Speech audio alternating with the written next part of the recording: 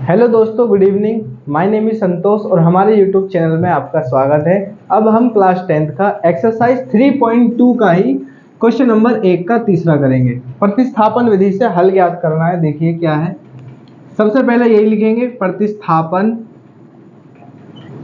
विधि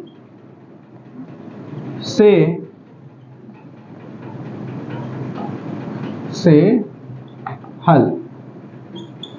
तो देखिए, प्रतिस्थापन विधि में क्या करते हैं, किसी एक समीकरण को ले लेते हैं और उससे हम किसी एक चर का मान निकालते हैं। तो कौन सी लेते हैं, मैंने बताया था आपको, छोटी लेना हमेशा, छोटी हल जल्दी हो जाती है, छोटी बहुत खोटी होती है। कौन सी है, एक है, ले लेते हैं समीकरण एक से। समीकरण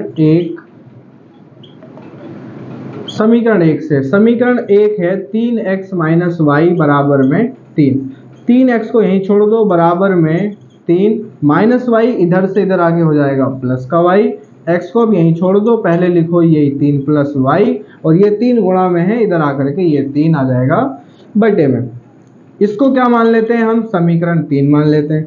अब ये आपका क्या आ गया, x का एक मान निकल के आ गया है कि नहीं। इस मान को किस में रखते हैं, हमेशा जिसको आपने लिया है उसे छोड़ के, इसको लिया है तो इसमें रखोगे दूसरे में। तो लिखेंगे x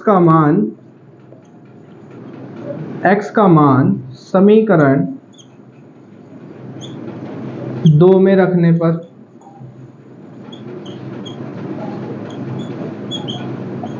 समीकरण 2 को एक बार लिख लो, 9x माइनस का 3y बराबर में है 9। यहाँ पे हम 9 तो ऐसी का ऐसी रखेंगे, अभी 9 ब्रैकेट लगाएंगे, x का पूरा ये मान है 3 प्लस वाई बटे में 3 प्लस वाई बटे में 3, पूरा x का ये मान है, ब्रैकेट बंद, फिर माइनस का 3y, ये ऐसी का ऐसी रहेगा और बराबर में ये 9 भी ऐसी रहेगा।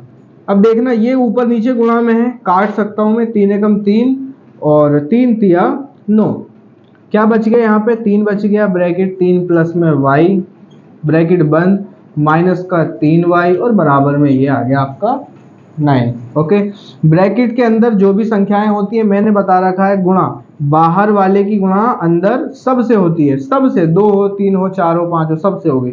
3 तिया 9 प्लस 3y की गुणा करेंगे तो 3y, 3 की y से करेंगे 3y और ये माइनस का 3y और बराबर में 9। अब देखो, प्लस का 3y माइनस का 3y, ये कट के हो गए 0, यहाँ बच गया 9 और बराबर में ये आ गया 9। अब ये क्या बात हुई, यहाँ तो x का मान ही नहीं निकला, सॉरी y का मान ही नहीं निकला, यहाँ तो आ गया आपका 9 बराबर 9। हाँ, ये क्या कंडीशन हुई, ये तो सवाल फंस गया।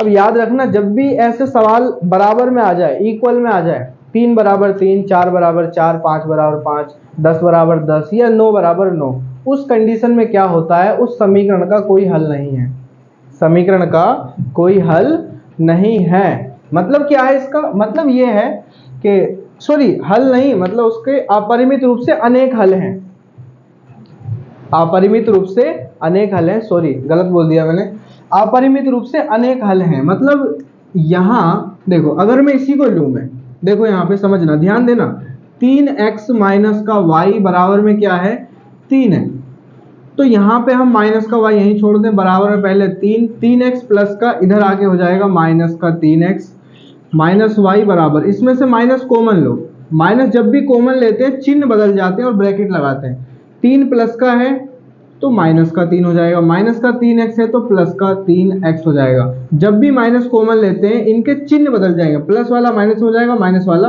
प्लस में हो जाएगा, ये माइनस से माइनस खत्म, तो y बराबर कितना आ गया, आगे पीछे कर लो, 3x पहले लिख लो और ये फिर माइनस का 3।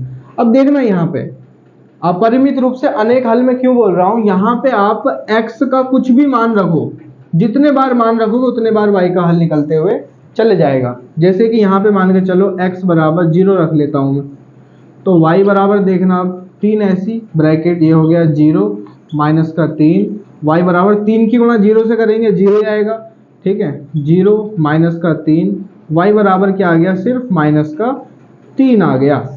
आ रही बात समझ में, मैंने 0 रखा ये आया, 1 रखोगे फिर कुछ हल आएगा, 2 रखोगे फिर कुछ हल आएगा, 3 रखोगे फिर कुछ हल आएगा, 4 रखोगे फिर कुछ हल आएगा, रखते चले जाओ, हल होते चले जाएगा। इसका मतलब यहाँ